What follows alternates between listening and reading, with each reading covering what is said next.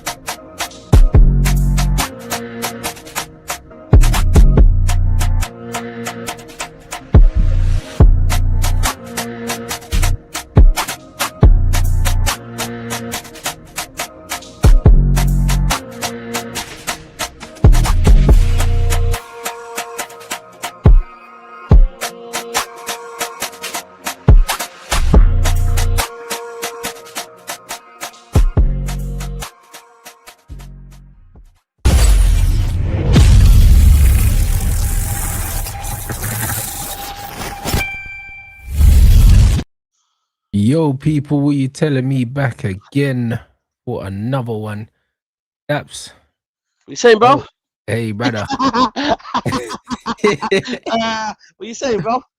I've had better days. I've had worse days, you know. Oh, you've definitely had worse days as well. I've had worse days, bro. I can't lie. I'm happy with the Michael Carrick appointment, bro. He was my first choice out of the guys. I'm happy. I'm happy still.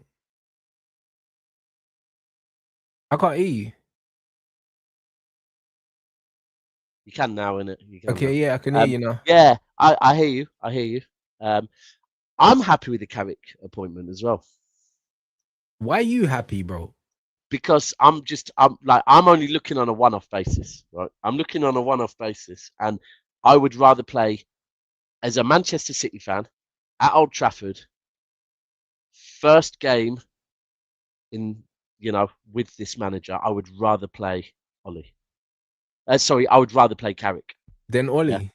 Yeah. Yes. Why is that? In a one-off first game, Manchester derby at Old Trafford. It's a very specialist game. Otherwise, the rest of the season, I think you will be better for the rest of the season. Why? Because you reckon Ollie would have done the sit back and counter attack thing, and you might have popped exactly that. There'll be no tactics under Ollie. It would literally be right. Cool, Maguire, you are playing. DeLit, you are playing. He's gonna fucking make it ultra defensive and try and hit us on the counter. And when you actually have two 20-year-olds as your centre backs, and like Old Trafford will be loud because some of your fan base are weirdos. In fact, some of your fan base are weirdos. It would be just literally fucking. It would be the best day of their life that Ollie's back at the club. Well, some of the shit I've heard on TalkSport is just mad. Of people ringing in, some United fans, and it really is an obsession with getting Fergie back at the club, innit? Yeah, it is. It is, bro. Even down to what Fletcher, bro. The dress code of Fletcher told me yesterday, bro. Like Fletcher, the way he dressed, it was the way a Manchester United manager should dress, right? According to Fergie, right? The fact that but Carrick is a tracksuit kind of manager though, so it'll be interesting. I agree, and that's what I'm saying, bro. Like if Ollie was there, it would be. But yesterday, bro, even the fact, that Butt and Scholes and Fergie were sitting. together, But when I saw Butt and Scholes sitting next to Fergie, I was like, hold on, bro. Bro. Even I was like, this is. Do you know what my boy picked up on? My boy is a United fan, not Cass Soups, my other brethren who lives with me. Yeah, he said that Fergie Butt and Scholes. One of the halves, Fergie Butt and Scholes, were quite late getting to their seats because usually Fergie's in his seat really early, right? But they were quite late. And he said, I wouldn't be surprised if Fletcher, fucking before the game, was like, right, guys, I've got a special surprise for you. And fucking in walks Fergie Butt and fucking Scholes. To talk to them, hey, bro. Yeah, to have a chat with them and tell them we're Man United. You know what? You might be right, bro. Like, bro, that's the one thing I don't really like. Yeah, it's like, bro, like, man, need to let go of the past, bro. Like, you need to use the past as motivation, bro, but don't hang on to it. You know them. Do you know what I heard someone? No lie, heard someone on TalkSport. Oh shit! 1 second, let me plug this in. I heard someone on TalkSport, right? And he rang in, and I know you weren't too keen on. Well, you definitely weren't keen on Amarin and Ten Hag, But he rang in and he was like, "Yeah, I'm sick and tired of these managers coming in with their new philosophy, right? We don't want their new philosophy." And they go, "So who would you like as your next manager?" He goes, "Ollie, long term, the United way." And I just thought, you are off your rocker. Like, but that's what I mean. These men are cultists, bro. Like that, bro. Like they don't care about football, you know. They just support the club. That's it. They don't care about football, bro. Like you can tell the fans that don't care about football and the ones that do, because the ones that care about football, would not be defending Ruben Amorim. Do you know what I'm saying? The guys that were defending Ruben Amorim, like it's a badge of honor to cape for a failure. Like it's because them man only care about the club and they don't care about football itself. Whereas I'm a football fan first, so I'll always call out the shortcomings when it comes to the football side of the game, bro. Like I'm not here, do you know what I mean, to find a hero, bro. Like, do you know what I'm saying? So I don't idolize these managers, bro. Like I don't care about this this cult hero shit that these guys are doing, innit? I wanted Michael Carrick because he's the best coach that was available out of who we were looking at. Yeah, and that's exactly what I'm saying, bro. If Carrick is a coach, yeah, he will have a bit of a philosophy and a style of play, and it will be allowed. That's the difference between him and Fletcher. Fletcher was probably just told, come in, manage for a game, like don't try and install your way of playing or anything like that. Whereas Carrick will be, because he's being given well. Actually, we can actually count how many games you've got left this season, isn't it?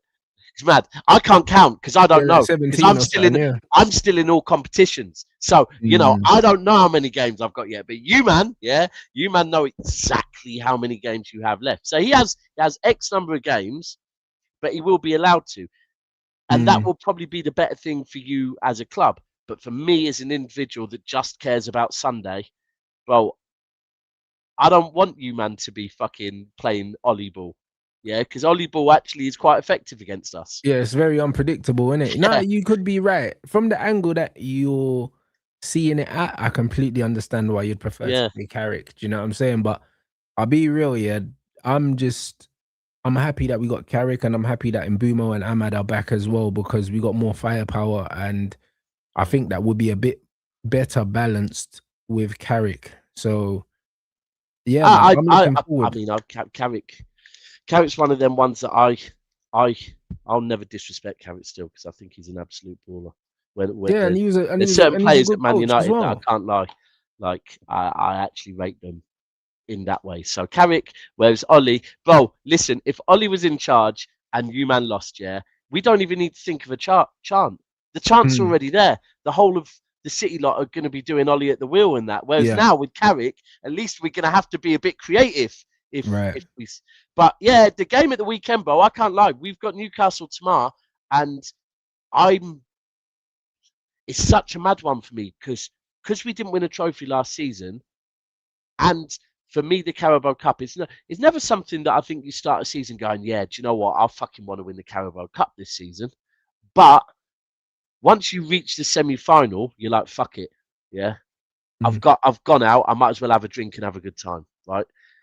But at the same time, I am looking at that United game at the weekend and thinking that is a real banana skin because it's a derby, right? There's no away derby for me, but there's no derby that is guaranteed. But even more so when it's away from home, the fact is, yes, whether it be Carrick or Ollie, like the ground is going to be lively, and it's a difficult game, man. And the maddest thing is, like we've got Kuzunov and Max Eileen and Ake to choose from. Now, I've been told today that, and I knew a defender was doing it this season, but I've been told today Ake's been playing with an injury, and it makes total sense now why my man's running like he's got a parachute on.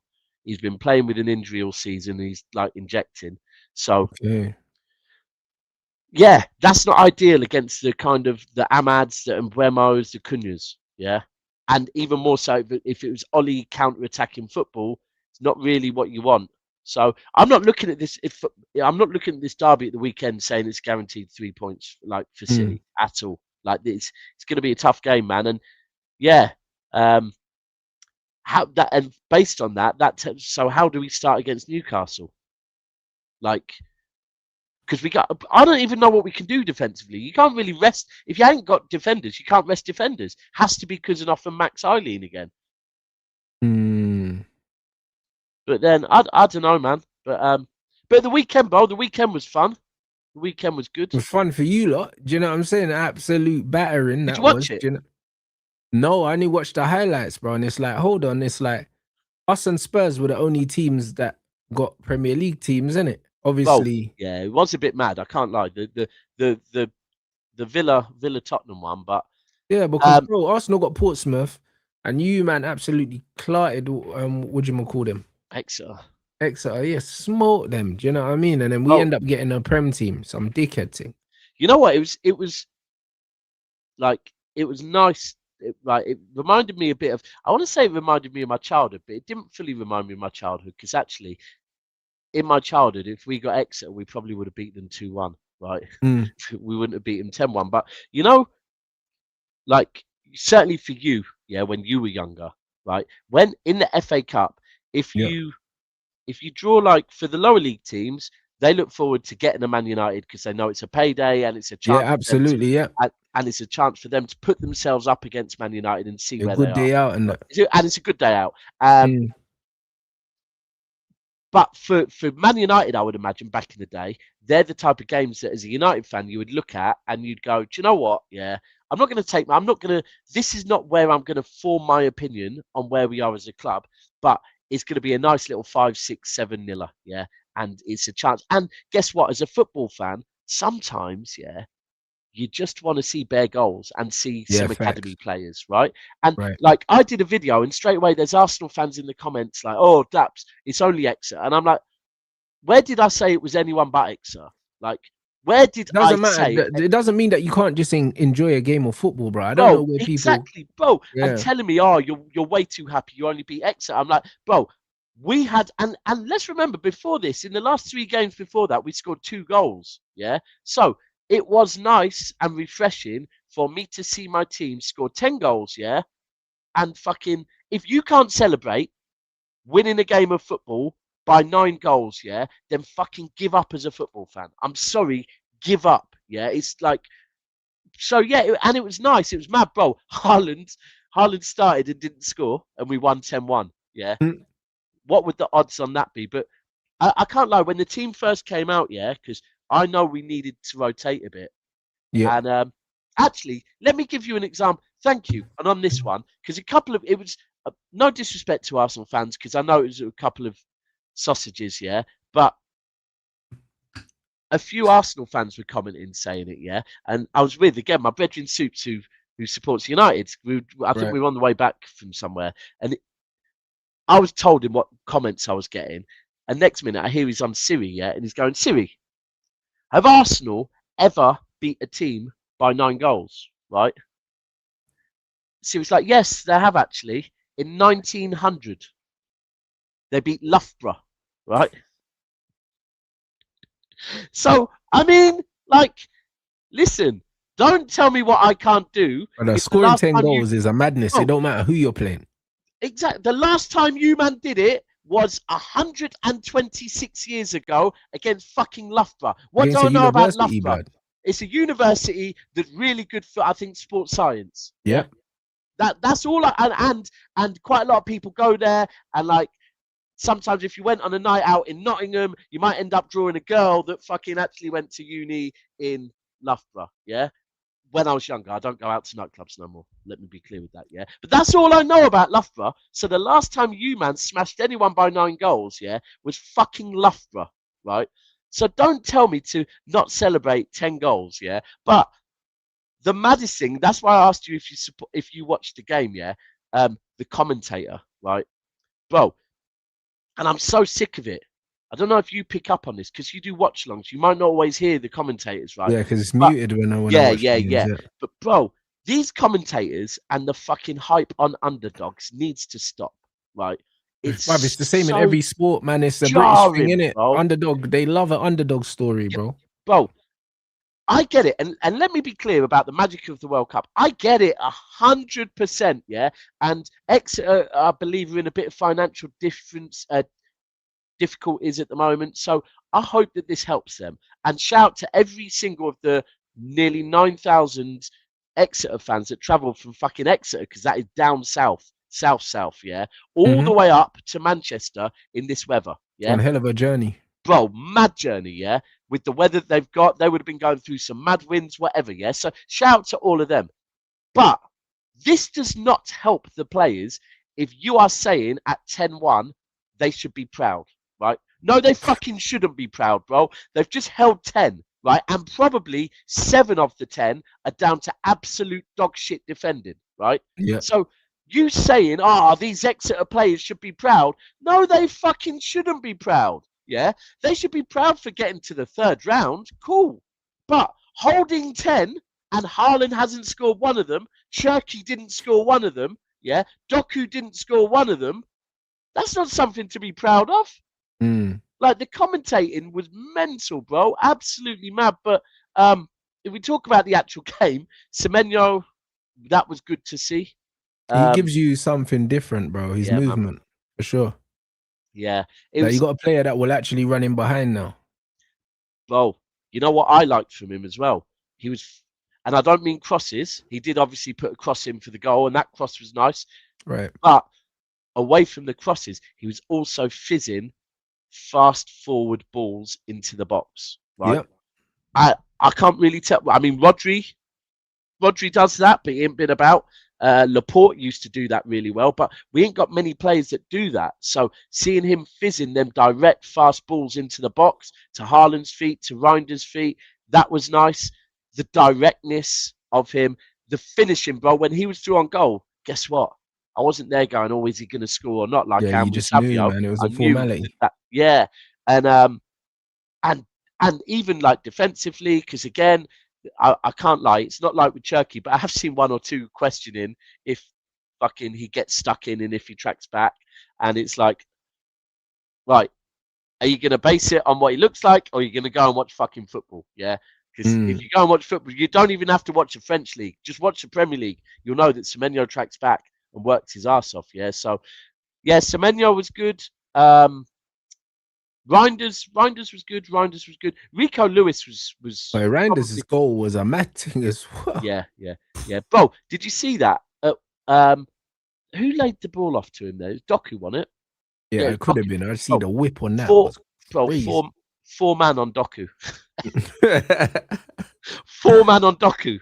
But yeah, the whip was nice, bro. It's not for me again. This is a mad thing. I've never thought I'd sit here when I've had Mahrez playing for my team and I've had David Silva and Kevin De Bruyne playing for my team.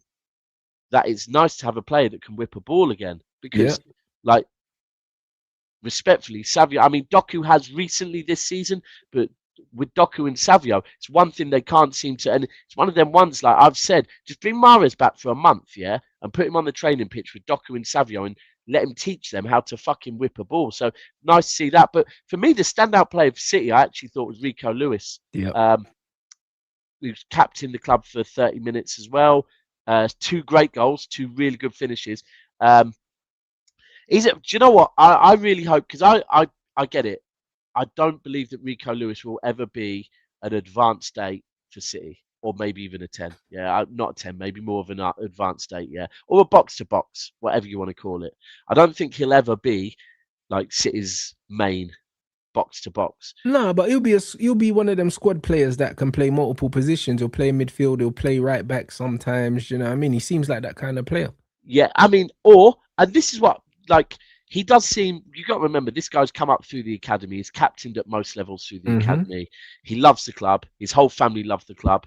There were all the games, like all his family. And this is like, even they're not in the box or nothing always. They're out with the fans and whatever. He loves the club and he knows the system, right? He knows, and that's why I get players like him are very important to have in the squad. The mad thing is, right, if you look at that Rico Lewis performance, he's been at the club. I think this is his 4th season, right, playing, right. And what you saw in that first half, what you saw in that game, yeah, from Rico, was the same as you've pretty much seen from Rico the whole time. And what we know from Rico, like, I don't learn nothing from him. Rico Lewis is not a right back. He never will be a right back. But if we are playing at home against a team that is going to allow us to have most of the ball, and we're going to be spending most of the time camped in their half, Rico Lewis can invert from right back to midfield and be very effective. From the first time he played for us to now, but if we're playing United away, I don't want to see Rico Lewis at right back. If we're playing Tottenham away, I don't want to see Rico Lewis at right back. 100%. Yeah. No, I get that. And it's one of them ones where, like, I really do think the only question mark with Rico, really and truly, because I think he finishes. He's someone that fight. One thing with Rico I love is he's always looking for a forward pass to one of the gunmen. Yeah, he knows how to find Haaland, and he's good in the final third. I think he'd thrive in La Liga. I think he'd thrive massively in La Liga. But now I thought he was good. Apart from that, it's Exeter, and that's the truth. Like, it was a feel-good game. It's the FA Cup, but what it means to the rest of the season, it doesn't really mean much. It means we're through to the next round in it, and Unlike you lot, just to put that out there again. But I did watch your game though.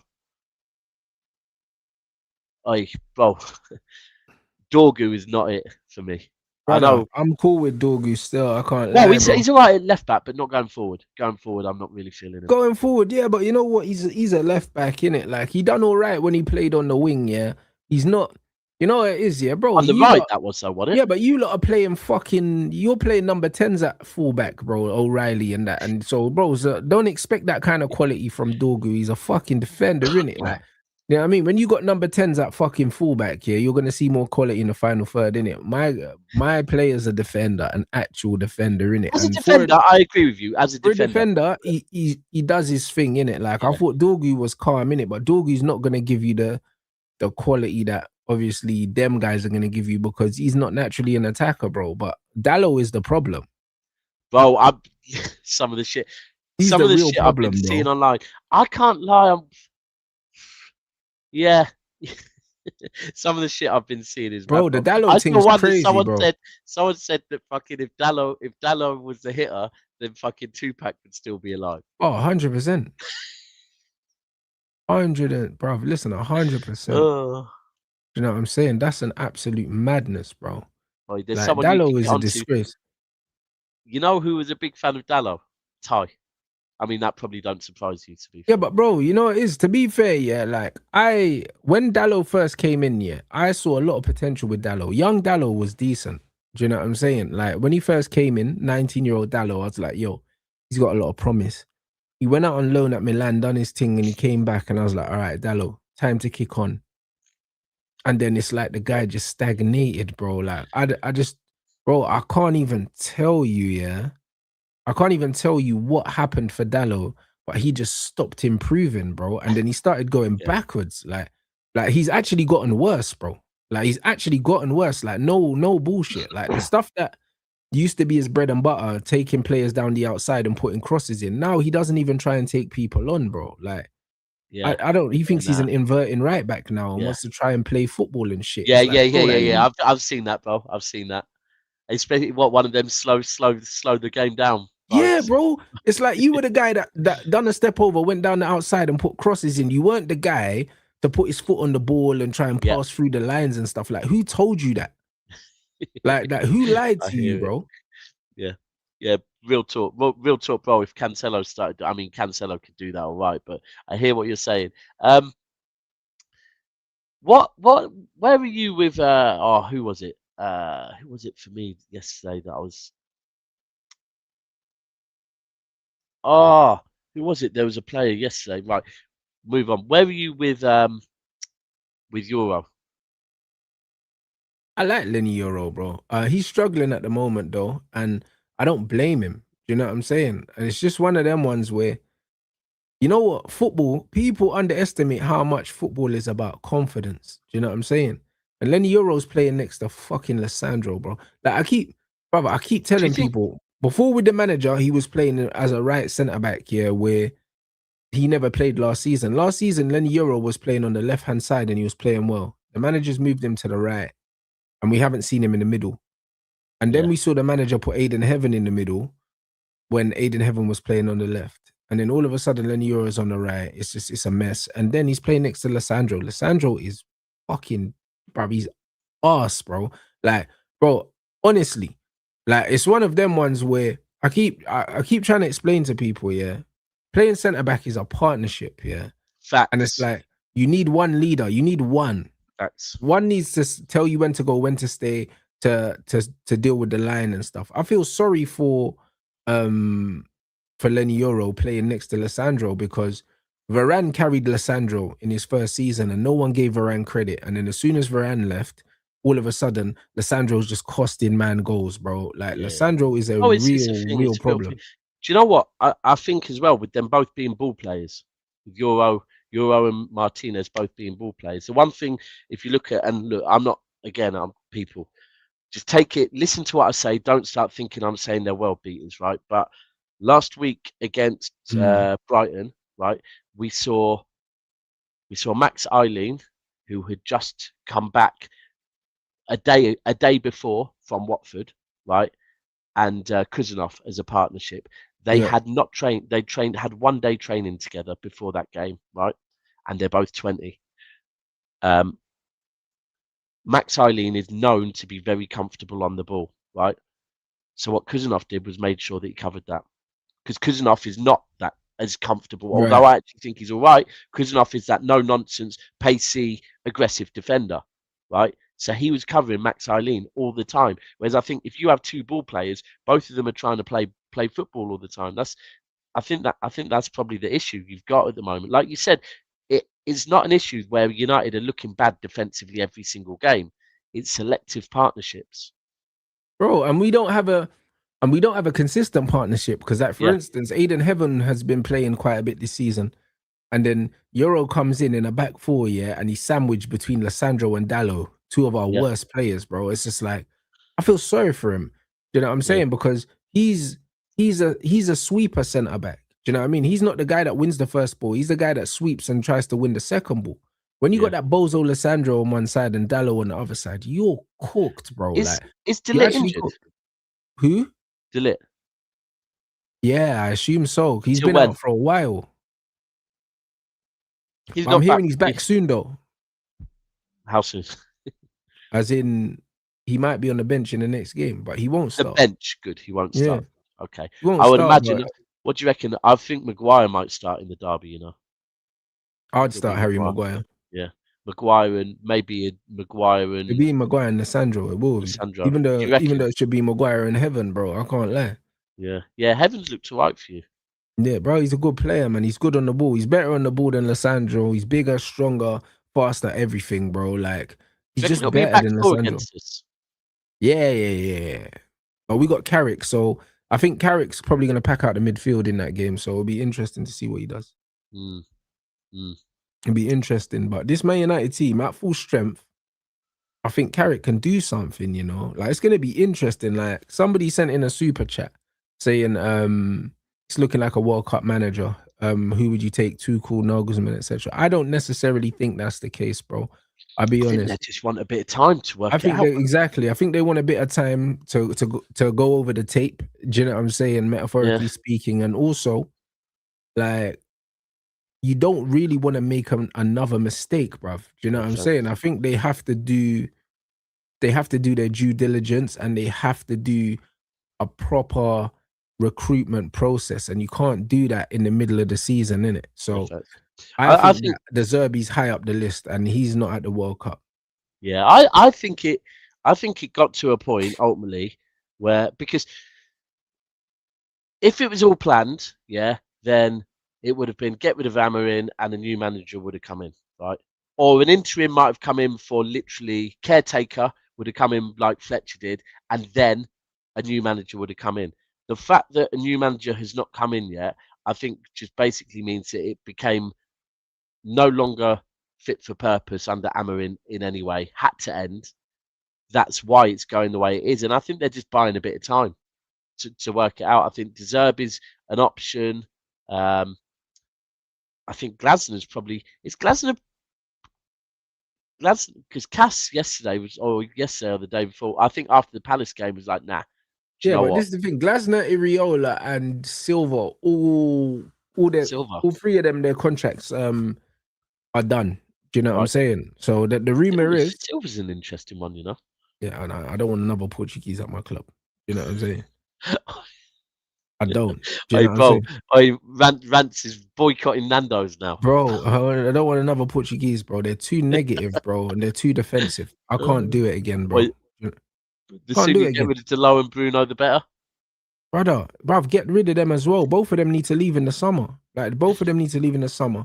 No more Portuguese managers, bro. Because the thing is, like, think about it. When you look at the Portuguese managers that we've had in the league, Nuno, defensive. No more Obrigado, man. Bro, no more. Nuno, defensive.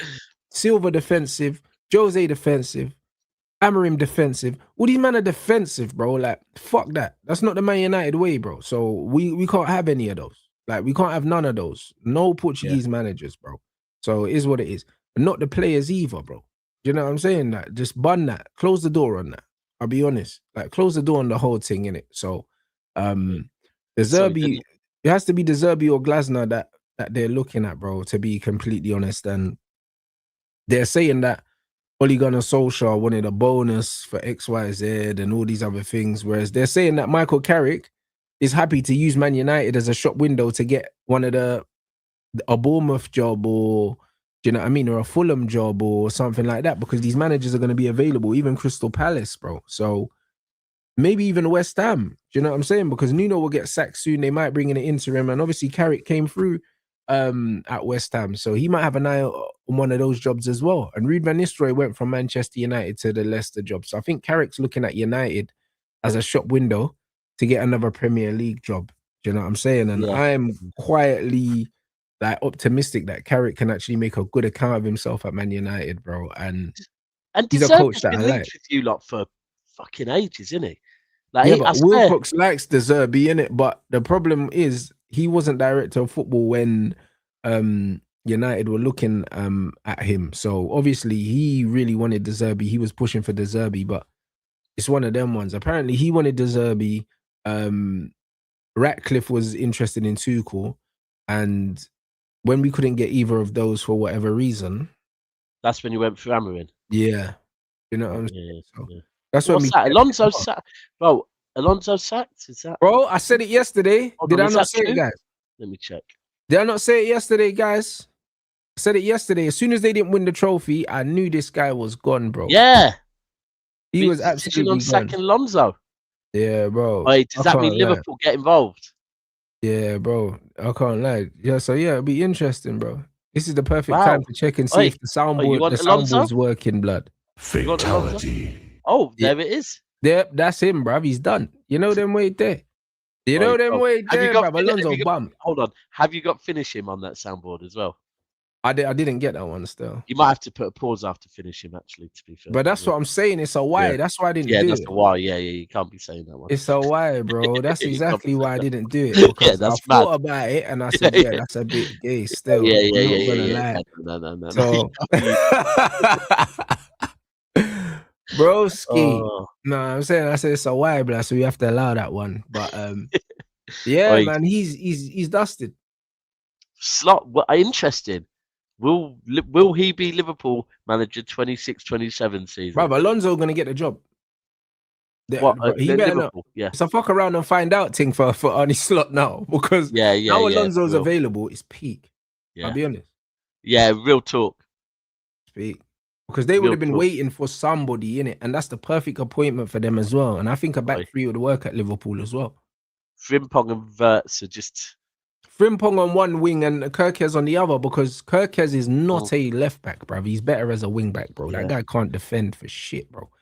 I think Gahey's going to end up at Liverpool, by the way. I think Gahey's going to... What? You don't think he's going to you lot now? Nah, so what I've been told by someone at the club, or someone not at the club, someone associated to the club, is that one of the issues is Gahey wants assurances of him being a starter. Right. And because of his age and obviously the World Cup coming up. No, not now, because we can moving forward. Yeah, we can give him assurances that for the next 5 months, once everyone's fit, kind of thing. Once everyone's fit, like I don't put Gahey above Vardy or Diaz for me. Like Diaz this season and what Diaz is. Well, ultimately, let's put it this way: it doesn't matter what I think. Diaz has just signed a new 5-year contract about 2 months ago, making him one of the highest paid players at the club.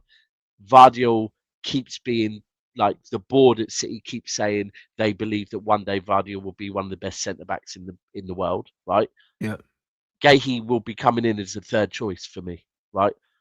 Whereas, and the links with Arsenal, I think that unless you know something about Saliba or Gabriel, though he's not getting in over them. So then you go and look at Liverpool. Well, Van Dijk's 34 and Konate's going on a free in the summer, more than likely. Yeah. So I think that people saying Diaz is not good, yeah. You don't watch City, respectfully. Like, I understand, and let me be clear with this. The season before last, not last season, so the season we did the 4-peat, Diaz was pants. Yeah, rubbish, right? Last season, Diaz was okay. The biggest issue, like Rant said, was the fact that Diaz did not have a partner last season. If you go and look at the back end of the season when Vardy was his partner, they were quality. That's why we got Champions League football. But if you look at the period before that, it was constantly changing. And if you're looking at this season, Diaz has been City's best defender by a country mile this season. So Diaz is just an old school centre back in the he's era not a where ball player. And people want you to be a ball player and to fucking close down channels and stuff. He's just a fucking centre back that just wins the ball and does his job in it. Like, and he kind of needs a more mobile player beside him in it, because he's not gonna do all that. To say Gahey is better, like, my question Gahey's more of a ball player. They're completely different profiles of centre backs. Exactly, you would play them together. Like, to say, let me just say this, right? Anyone that says Gahey is better than Ruben Diaz, there will never be a point in Gahey's lifetime that he wins Premier League, not Man City, Premier League Player of the Season, right? Not in his lifetime, right? Now, Ruben Diaz can have bad periods, and he can have bad periods with a lot of injury crisis next to him. But you're talking about a Premier League and a Champions League winning, like, they're not the same. Like, where was Gahey against Macclesfield, by the way? So and by the way, I do like Gahey, but to say Gahey is better than Diaz, nah, not for me. But I think it's nailed on. He'll go Liverpool. The other thing is as well, what I'm hearing a little bit with City is that because of, obviously, we spent a lot last January, and we spent quite a lot in the summer. We actually spent less in the summer than we did in January. And in the summer, we are going to need to get a right back, and we're going to need to get I think Anderson. We're targeting Anderson, right? So you can't spend 150 million, 200 million every transfer window. And City have said, look, and we've just bought Semenyo. City have said we have to hold fight this January unless we sell someone. The amount that Gahey would cost, it's not doable. And that's where it worries me, to be honest with you, because if we and people have said, oh, if you don't get Gahey, get Schlotterbeck. But the problem is, Gahey's going to cost about 35 million, but he's going to want about a 200 million. Sorry, not 200 million, a 20 million signing on fee. Right. 55. That's about the same as Schlotterbeck, and City is saying it's too much at the moment. So I don't. But then at that point, bro, we ain't winning the league with fucking the partnership we've got at the moment. So yeah, I don't know what we do. I don't know if City end up looking at loan options, maybe potentially, but I think you'll get someone in. Yeah, it's the problem is, right, like I said before, we've got maybe in the summer with Stone's wage off the because Stone's is on about 250 a week. Stone's will be going in the summer, but yeah, it's difficult, man. Don't know what we'll do, but we have to get someone, bro. We're not going to win the league if we don't get someone in it. Simple as that. I hear it. Unless, bro, yeah, we're not winning the league. Like, I can't put it on 2 20-year-olds, like one that's been playing in the Championship most of the season, and Kuzanov, who's had limited game time. Then they're not with. Then and let's be real, they're not fucking Gabriel and Saliba. They're not Van Dijk. They're not Diaz, Vardy. They're two young centre backs. We're not winning a league like that. So, fuck knows what we do, bro. But I can't see us having anyone in place against you lot. So I do think it will probably be Max and Kuzanov against you lot. Interesting, bro. Like, it's gonna be interesting, bro. It's gonna be an interesting game. Are you confident against us? Yeah, yeah. For no reason, bro. Bro, we're just Man United. We're just Man United, bro. Like, bruv, I'll always be confident. I'll always be confident in the big games, even if we lose, because I don't know any other way, bro. Oi, yesterday on Never a Foul, Cass summed it up, right? The opening 20 minutes, all I could hear was, we're shit, we're fucking shit, these players are shit, we need to sell them, we need to completely restart again. Yeah, but Cass is not mentally stable, though. You know what I'm saying? So because of that, you know what I'm saying? Bro, by the end of the stream, he was telling the City fan on the stream that we're beating you, and the Arsenal fan, and we're getting something off you. And I'm thinking, well, exactly. That's what I'm trying to say. But this is why I'm not gonna do all that. You know what I'm saying? Like, bro, I'll be real. That's why I'm not gonna do all that, bro. Like, the truth is, yeah, we're Manchester United. I know the same way Liverpool took a point off Arsenal, yeah, bro. In any given game, yeah, we're just a team that can get a result. Liverpool are like that. Do you know what I'm saying? Like, you lot have been like that anyways for a while. Like, in the bigger games, yeah, when Man City need to get something, they usually do get something. Usually, not You know what I'm recently. saying? No. So, Man United, Man City, and Liverpool, yeah, you can say that about them. You can say that about them. And it spans back for a decade, probably for you lot.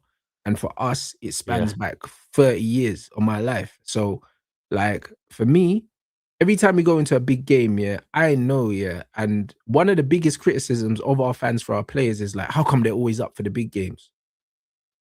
Because it's like, even when we're shit, like, we're always up for these games, bro. Like, always. Do you know what I'm saying? So, and especially at OT. So the derby's a mad one for me. I actually think the Manchester derby is one where, and this form isn't goes even out the like, window always. yeah, always. And this is well, not always to be fair, but I would say that you see, like with a lot of derbies, you'd say, do you know what? If it's at Arsenal, Arsenal always win it. If it's at Chelsea, Chelsea, Right. whatever. Yeah, Whereas with Man City and Man United, we win at each other's grounds. bro, we both win at each other's grounds, and you look at the period like when we were shit and you were good, and I think it was either the season you won the Champions League. I think it was the season you won the Champions League. One of the seasons, like, we played you just before that and beat you, right? And this was a shit City team, right? We rocked up at Old Trafford and beat you. It's just one of them games where, I mean, the prime example is, remember, we still ended up getting 100 points, to be fair, but remember the season where we could have won the league against you at the Etihad and we were 2-0 up at half time. Pogba. And Pogba just arrived, just landed, yeah? That was Ollie, wasn't it? That was Ollie. Was that Ollie? Why do I feel like Was it Jose? When was that game, guys? You lot, I beg you find out the date of that game, please, because I remember that game. If it was a 100-point season, I don't think it was. Because I think that was the day. It was Jose. It was Jose. Yeah. I feel like that was, what year was that? 2017 or something? Do you know what? I actually heard it was Jose. This is what I heard. I heard 2018. It was Carrick. I think I heard that it was Carrick in the dressing room. I knew it was April because I was like, I knew it was near my birthday, blood. I knew it, blood, because I remember that game vividly, blood. It wasn't January. It couldn't have been January. I swear it was April. That would make more sense because I remember it like vividly, and I don't. That's the what I remembered it to be near my birthday. I don't know if it was Carrick, right? But it was someone, not Jose, apparently, that in the dressing room said at halftime, "Do not go out like this," right? Manchester City are gonna fucking win the league against us. Yeah, no, right? And I'm sure I heard it was Carrick. The Pogba brace, then it was a header, bro, brace. and then bro, sick game. I mean, we still got 100 points, so I'm not mad. It was a great game though, bro. He stopped you lot from lifting it at our ground. That would have been so embarrassing. And that is the thing, that is the thing between City and fucking United. That it is a forms out the window thing. Yeah. I mean, I'll be honest with you. As an example, at the moment, Foden for me, last 3 games, he's not been great. 3 or 4 games, Foden's dropped off a little bit, right? Maybe he's a little bit tired because he has been one of our most used players this season. But we know at the start of the season, Foden started off the first couple of games, wasn't, amazing. And then we played Man United and Foden turned up. Yeah, bro, right? he loves playing against us. He loves playing against that you, guy, man. I swear down. And I just think if I'm Pep, I'm probably resting him against New. He probably won't because he didn't feature at all at the weekend. But if I'm Pep, I'm thinking, do you know what? Just maybe bring him on for some of the game. Maybe start him against Newcastle and bring him off at half time. But Foden against Man United, that's who I'm looking at. Similar to the last derby. In derbies, I look at Haaland, I look at Foden, I say, you man, yeah. And whoever your fullback is, by the way, on the right hand side, yeah. Yeah, it will be Dallo. He's getting cooked. Bro, listen. He's getting cooked by Semenyo, blood. Oh, 100%. He's food. this is a beauty. This is the beauty of we saw it already. Yeah. Against Exeter at the weekend. Once you've been cooked by Semenyo, and you're 60 minutes in of a cooking or 65 minutes of a cooking from Semenyo, best believe that he's just going to tag in Doku. Yeah, it's mad, isn't it? Bro, that's bullying, man. Oh, bro, it was seeing it. It was beautiful. Just seeing these two Ghanaian brothers, tagging each other in and out, bro, and just crazy, bro. Yeah. So Delo, bro. Yeah, you can try and do your inverting at the weekend because, he's not going to have a chance to invert, whether it be Semenyo and yeah, I think we will start Semenyo as well. I don't think we'll start Doku. Yeah, so. Bro, listen, Semenyo doesn't need to be eased into the team, bro. Do you know what I'm saying? He's in decent form. He's a Premier League player. He's come from a Premier League club. You throw him straight in the deep end. That's what you do. Yeah, facts. I mean, he's Premier League proven. The whole thing of saying Premier League proven is, especially in January, is that you can buy a player and you can walk in. Bro, I can't lie. You know what? Probably the older side of me, I watched Semenyo last week, and I feel like that was a nice story. The overall thing with Semenyo, because that guy's like, obviously he's come up.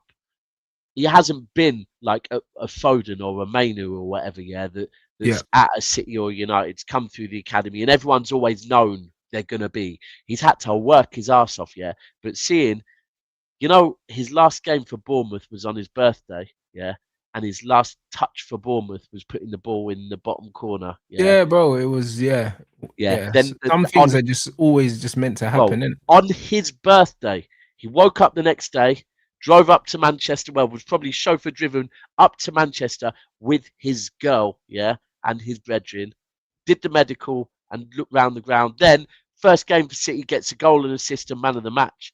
But you're looking at it thinking, and the all-round performance was good as well. I can't lie, like I'm excited for him. And it felt nice on Saturday night because, I probably Doku has his moments. Savio doesn't get my bum out the seat. He, like, I hate to say it, but he doesn't. Like, he's not paused. There might be a pause in there, maybe. Fucking hell. Yeah, there probably is a pause there. But he doesn't excite me. So to have someone that was back direct football and when they're through on goal, don't know, he probably instantly becomes a legend if he scores a brace against you, man, at the weekend.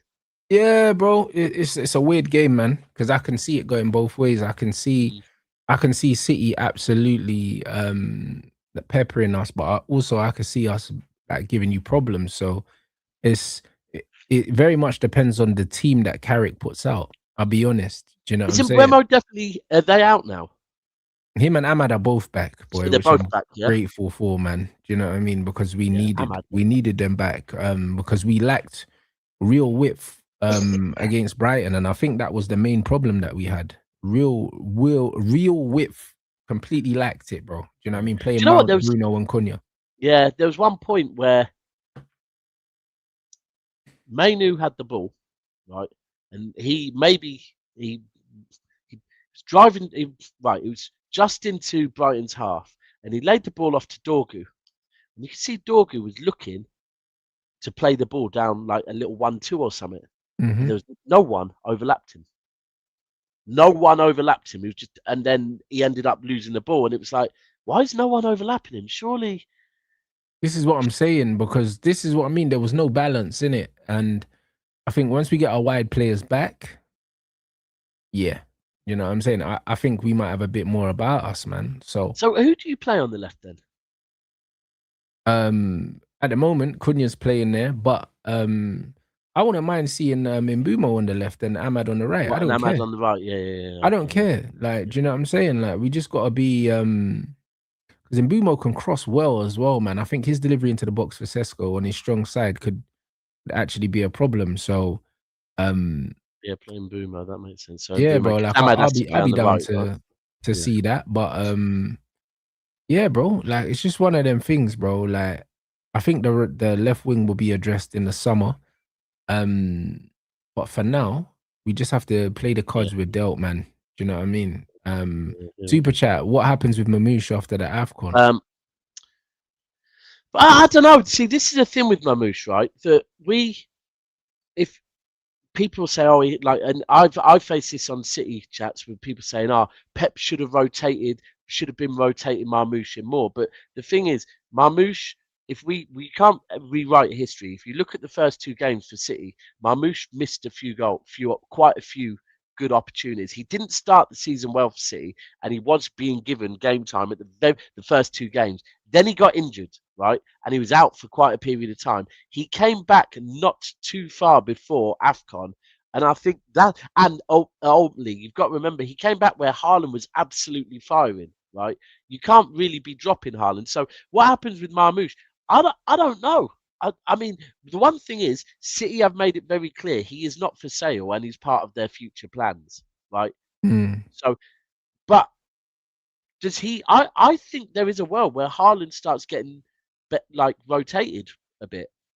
I think there is a world where we may well see like a fluid front 3 of Mamouche, Doku, and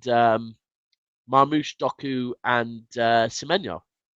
Yeah, and also like, especially if he goes through like a little dry spell, yeah, bruv, give him a rest, bro. Do you know what I mean? He's running away with this golden boot anyway. Yeah, but it is a mad thing. There's this real, yeah. I do understand. Like for me, Mamouche suits a 4-4-2, right? Mamouche suits being a second striker. That's what I think. That's what I think he is. But I think like people are being a bit like jumping the gun a bit too much with him. Like, let me be clear. Mamouche, if we didn't buy Mamouche, we would not be in the Champions League next season because Mamouche came in. I think he contributed 13 goals in the second half of last season for us. Pretty certain that's what it was, right? So Mamouche is fine, yeah. He's just been away and he's had an injury hit season. So I don't know. I go back to that 6-week period last season where Haaland was injured and Mamouche was starting with Doku, with Savio, and it actually was working. So I see a world where Haaland can get some rest and Mamouche can start some games. We've got a lot of games. This is the thing. Like I said, I don't know how many games we've got left this season, right? I'm not you, man. So we've got plenty of game time for Mamouche because the Champions League starts in what? About 2 weeks' time? Champions League starts back up. Last 2 games. So. Yeah, got Galatasaray and Berglin. I wouldn't be surprised if Mamouche starts both of them. We've got 2 League Cups, so Mamouche, I doubt, will be back. He won't be back for the first League Cup game against Newcastle. He'll be back for the second leg. He'll be back for the 4th round of the FA Cup and whatever else we go on to. And who knows? Haaland might start some of them. Mamouche might start some of them. The whole thing is, you want 2 players to push each other. Like, bro, I remember we used to have fucking Zeko, Aguero, Negredo, and Jovetic. Yeah. Right? And before that, you'd say we had Tevez, Zeko, whatever. City used to have 4 strikers under Mancini and Pellegrini. Yeah. So having 2, there is room for clubs to have 2 strikers. It's mad how it's changed, isn't it? Don't you think, when you think like that? There's definitely room to have 2 strikers, man. It's just that managers don't like to rotate anymore, which is jarring. Back in the day, bruv, we had 4 strikers, and I used to see York, Cole, Sheringham, and Solskjaer get rotated regularly. There we go. Bro, regularly. You could be any of them that you're facing. Like, yeah, exactly that. That's a great example with your 4 as well, yeah. So, it's mad how the game's changed a bit, but then at the same time, if you look at wingers back then and what you class wingers now, they're probably different, innit? Yeah, for sure. Like what we're calling, like, yeah. So, yeah, big up the chat, guys. Do you know what I'm saying? Obviously we'll continue the Real Madrid talk over with Don on Footy Talk, man. Obviously there's mixed reports coming out. Some people are saying Alonso wanted to leave and mutual consent, but bro, when Real Madrid get rid of managers, it's always mutual, blood. Do you know what I'm saying? Like, bro, Don Perez, just comes true and says, bro, I'm gonna give you a compensation package. Fuck off, innit? Like, I don't believe I just don't believe all that stuff, bro. I'll be real. Like, I believe that he just tells man to F off, because it's funny that nobody talks about how much Real Madrid are paying managers when they're sacking them, because Most of the time, man, do this bookie mutual consent, and it's a little brown envelope under the table, and you know what I mean, gets forgotten about. So it's one of them ones. I don't believe mutual, he's gone in it. It's never mutual, bro. You know, like when people break up and they say, "Oh yeah, it's a mutual." It's not a mutual breakup. Like one of you lot wanted to leave, or one of you lot wanted to work it out, bro. Like people don't just the other one just to learn to accept it. Do you know what I mean? People don't just sit down and say, "Oh, you know what? This ain't working. Should we dip?" All right, safe. Like, nah, bro. Like I ain't never seen that. You know what I'm saying? That never happens. One person's always like, "Oh, you know what? We can work it out.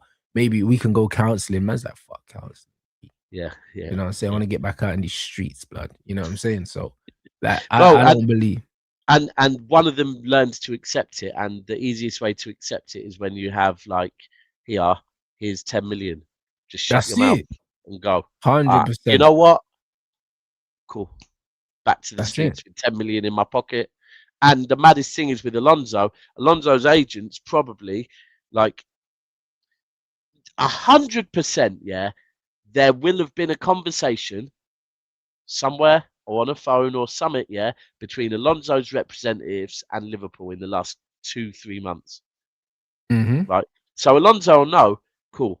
So I can take that 10 million and I just have to sit here and watch Liverpool and know that if they lose 1 or 2 more games, cool, then I'm securing the bag at there. And even if they don't lose that many games till the end of the season, cool. So you're saying I got a little 5 months off, and then in June I can go to Liverpool. Yeah. Either way, he's going to end up at Liverpool, innit? It looks like it. Do you know what I'm saying? So, yeah, man, we'll keep an eye on that, guys. Do you know what I'm saying? Make sure you smash the likes. Let's get these likes up to 500, guys. Just one question for you, manager Fabregas. Sorry? Fabregas. I think he's a very good coach. Would you consider him? I'd consider him. Do you know what I mean? Like, I wouldn't be mad at his appointment, but he wouldn't be. Nah, he wouldn't be my first choice because I want a more experienced coach. But I think I think he's got a bright future in it. I think he's got a very bright future, bro. Like, to be fair, bro, from like a couple of years ago, I was thinking, yo, like so I can't remember what stream it was, but I said, bro, like he's the kind of guy that you keep an eye on, and maybe you just offer him like a number 2 job or something and just keep him at the club, because just the way he speaks about football, you know he's going to be serious. Like, well, I hope, So I've heard that Pep is seeing out his contract, so it'll be till summer 27, right? Minimum, amazing. Whenever Pep does go. So what's the deal with Maresca then? What's the shit they were saying? So apparently, right? So basically, Pep was doing the usual one. He signed a contract till summer 27. That's been signed for about a year now, right? But he was doing the usual one. So, and he said in one of his press conferences that, you know, City always constantly have a list of managers that they're looking at, just like players, just like you're scouting players. Because they know at some point Pep will decide it's my time, right? And they want to be in a place. They had a conversation with Maresca and let Pep know. And apparently that's when Pep turned round and said, I'm seeing out my contract. Like, I'm not. Oh, nice. Like, because they were saying to Maresca, if Pep was to leave early, because he hasn't made his mind up, he might leave early. And that's where Pep turned around and said, I'm not leaving early. Nice. So that's what I've been told. But when he does leave, I hope Company's on the short list. He's definitely he will be on the short list. He is on the short list. Sure, blood. Yeah, he already is. Company pretty much from the day he left City and decided to go into management. Company's probably you probably can't do better than him, bro. I think he's the perfect candidate, bro. Like, do you know what I mean? When you're losing someone like Pep, do you know what I mean? To bring in someone like him, do you know what I'm saying? It's like, bro, it's crazy, isn't it? Well, his missus, his missus knows. His missus and Steve had a chat a few years. I think it was the Champions League final or something. And he said, "Do you reckon he'll ever be City manager?" And she said, "That's a job he wants more than any, but he will only take that job when he's ready, offered to him and when he believes he can." Because she said he would never want to come and and I that's where I am, bro. That's where I've said, I don't just want to see one Bundesliga and he's ready to replace Pep. For me, do it again. Do it again and do it the way he's doing it this season, by the way. And if he can fuck around and win a Champions League as well, even better. Bro, even if I see him getting to Champions League finals, yeah, while he's winning the Bundesliga, that's enough. But I don't want him. I don't feel him to come in. But the other one I would want on the shortlist is Fabregas. I think Fabregas is looking good, man. But yeah, he needs a bit longer. Needs a bit longer. He does. He probably needs a couple more years. But yeah, they're 6th, you know. Yeah, well, yeah, bro. But the thing is, as well, and you know what's mad in football? Things change so quickly in football. Yeah, like because you look at him and you'll say, oh, you know what? He's a new manager. But then he could just fuck around and win a cup or something like that, and before you know it, it's like it's now or never. You give him a chance, so he goes somewhere else, innit? Yeah, so facts.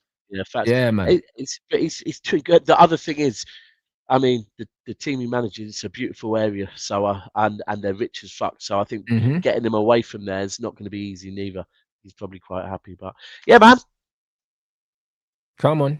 You know what I'm saying? Big up everyone. Make sure you subscribe to We Are the South Stand. You already know what time it is. Yeah, I'm back doing content on there now as well, by the way, daily. So that's it. Yeah, let them know what you got coming up for the week.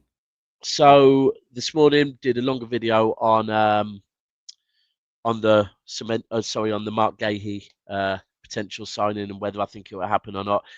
Tomorrow we'll be live tomorrow morning just to preview the Newcastle game. And yeah, it's daily content, bro. So just daily content. Whatever happens at City, we'll be talking on it. And do you know what? It's Derby week, so there's going to be a lot of slander on Man United. You know, the usual one. Hopefully there'll be more slander on Man United on Monday morning than there will be in the week, because I'm probably going to be a bit careful with that one.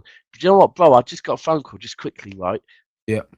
I got asked if I wanted to get involved with this thing Sky are doing, where I think they did Tottenham Arsenal game. I think they did it right, where it's you're put in a room, a load of City fans, load of Arsenal fans, like content creators and ex-players, right? And you're not allowed to watch the game. Oh no, that must be stress, bro. Bro, and you don't know the result. You don't know the result. Nah, that's them man are trolling, bro. Bro, you get given little bits of information like, oh, City have got a chance, but then they won't say how that. Oh, so they might say, yeah, so if there's a penalty, they tell you it's a penalty, but they won't tell you if someone scored. Yeah, bro. Fuck all that, bro. I'll fight someone. Well, I'll be honest. The first thing I said to you is, are you paying? Like, because they're defo paying, but it's just not worth the money. I'll be honest. Oh, bro, you say defo paying? Bro, they'll pay, but it won't be a lot. But do you know what I mean? They'll give you a couple bills. Otherwise, I'm not doing it. They'll give you a couple bills and that, but nah, bro, brother, no. Not worth it. We'll see. But it sounds mad. That. Nah, that's awful, bro. I remember back in the day when there was when it weren't televised and man are outside and man don't know the score, blood, and you're out playing football with your mates and you have to go check teletext when you get home. Man don't know the score, fam. You're asking people in the street, blood. Bro, do you know what? When you deep it, that is how it was, isn't it? Yeah. You used to ask man in the road, like, oh, do you know the score? Like, bruv, what? Bro, crazy. I remember, bro, you were refreshing teletext regular for the scores. Bro, I just remember checking teletext. Man would see Van Nistelrooy. I'd be like, safe. That's it. Man knew as soon as I checked teletext, it was Van Nistelrooy. Oh, I want to see the goal where you're waiting till fucking match. Yeah, wait for match of the day. No option to see it. Fucking hell. That's it. Yeah. So yeah, man. All right, guys, big up. Everyone inside. We're redirecting over to Don. You know what I mean? I know he's gonna be full of beans in it, like for no reason. So yeah, man. Big up everyone inside. Run up the likes. And yeah, we're back to back, people.